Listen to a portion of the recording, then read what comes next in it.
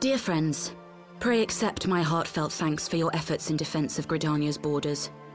I would fain dwell longer on my gratitude for the support of the Alliance, but the situation at Belsar's Wall demands that we forego such pleasantries.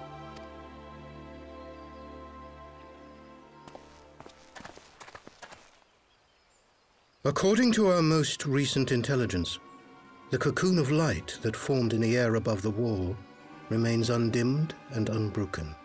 After measuring the cocoon's etheric concentrations, Archon Y'shtola has confirmed the presence of a primal entity.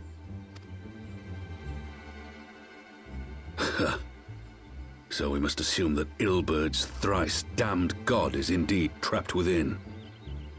And what news of the Imperials? They're not like to ignore such a spectacle.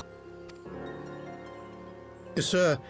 A Garlean airship was observed making an approach, but the vessel was destroyed when it drew near. The Empire appears to have made no subsequent attempts to reach the object.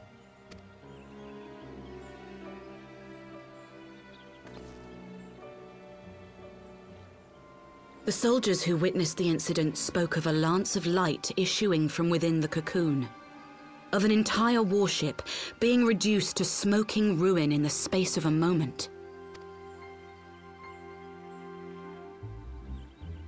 Veterans of Cartano, meanwhile, likened the destruction to that wrought by the fiery wrath of Bahamut. We could face another calamity.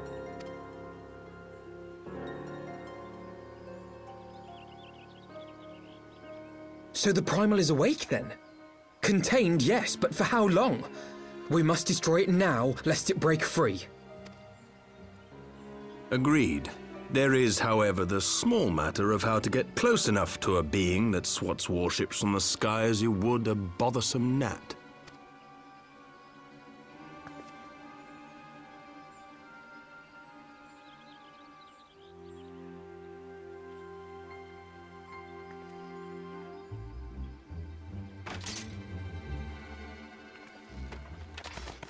Is this truly so complex a puzzle? Or have you no stomach for the obvious solution?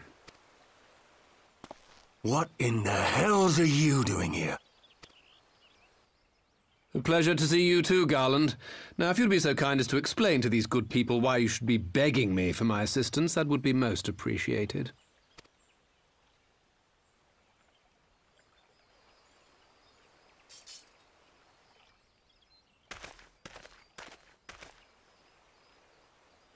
Who is this man?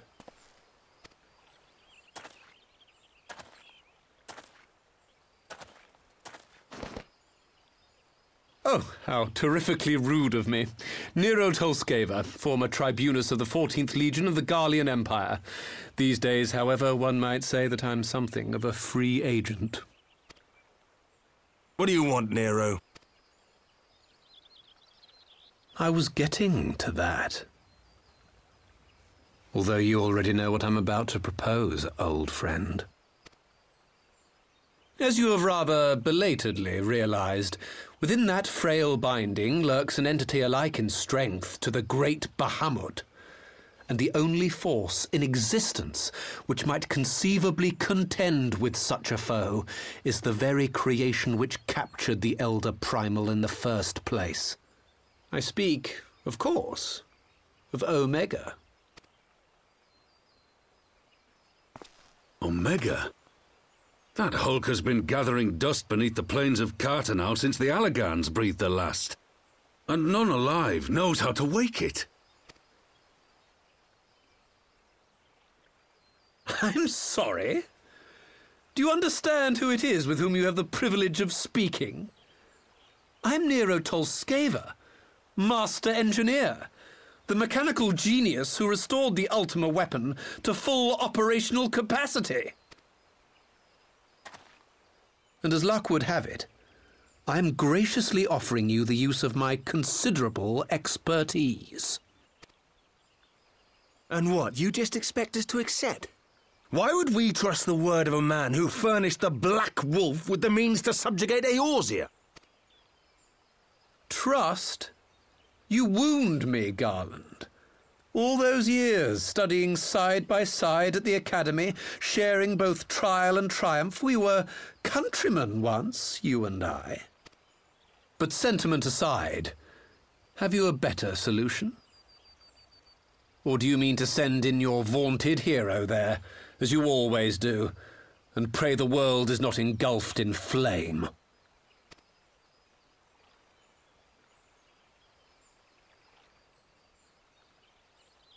Let us approach the problem in a rational manner. Does not the fact that Omega slumbers in stasis point to the existence of some overriding technology? A means of control? I would ask a question, if I may. Nero, was it not? In the event that we succeeded in using Omega to shackle the Primal in the manner you propose, what then would become of it? Do we not risk repeating the mistakes of the Allagans? Omega is but a tool. How we choose to employ that tool is entirely up to us. Of course, if you would rather leave it buried beneath Cartano while you continue your petty squabbles above, then I suppose that is also your choice. Spare us, Nero. The Seedseer's concern is a valid one. He who controls Omega wields the power of the gods, the very power which led the Allagans to destroy themselves. And does it not fall to we engineers to prevent such misuse? What was your company's proud slogan? Freedom through technology? A creed you follow, is it? What say you? Do we take this villain at his word?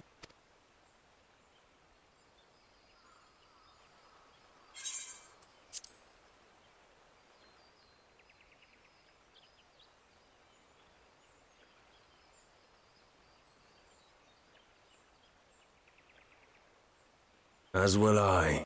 I don't like it, but then it doesn't look like we have much choice.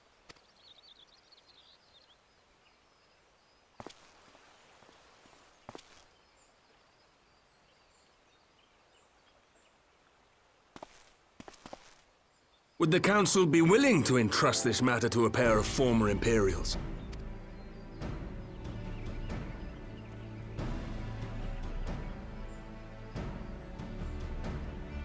Yes. The task of restoring the Allagan relic will be yours. But the responsibility for its reawakening must remain with the Council. Do we condone this course of action? Aye. 'Twould seem we do. Let the record show that we invest this contingent with the authority to enter Cartano and take command of Omega. Cid, I appoint you leader of the expedition. Scions, I would ask that you assign some few of your number to escort Master Garland and supervise the other one.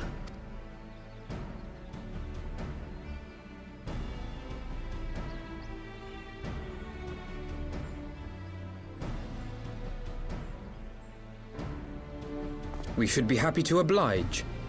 The politics of Cartano being what they are, I dare say our neutrality will prove useful in avoiding any unnecessary entanglements. If I am not mistaken, Doma occupies a similarly neutral position. Might we not persuade you to join the expedition, Lady Yugiri? If you suspected any foul play from Nero, you would be welcome to kill him.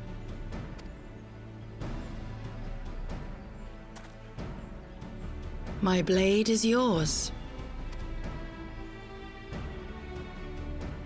Not a moment's hesitation, eh? You'll forgive me if I do not shake your hand.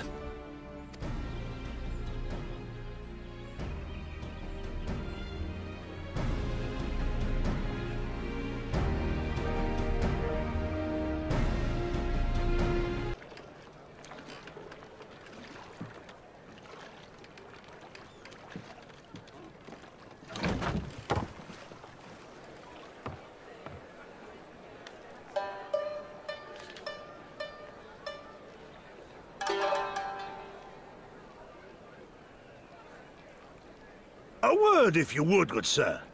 This place, it is within the realm of Eorzea. You're an odd-looking fellow, aren't you? Still, takes all sorts, I suppose. This here's Vesper Bay. Thanalan's door to the ocean, as some folk like to call it.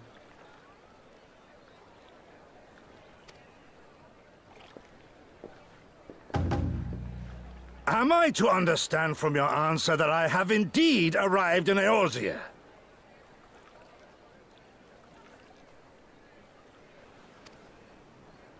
Eh? Yes, you're in Eorzea. Ah! A plain response at last, and the one I wanted at that. My journey was not without its hardships, and I would sooner travel by land than put to sea again.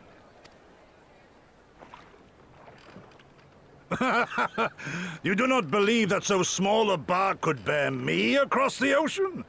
Such timid little sailors. I had but to set my course and set my jaw till I made port.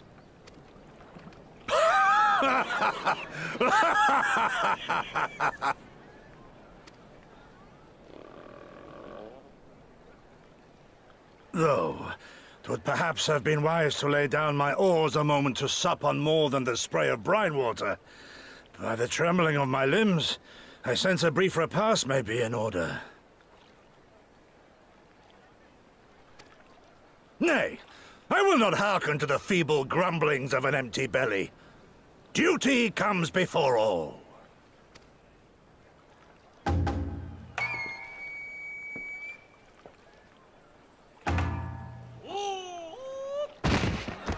Good God, man! Are you all right?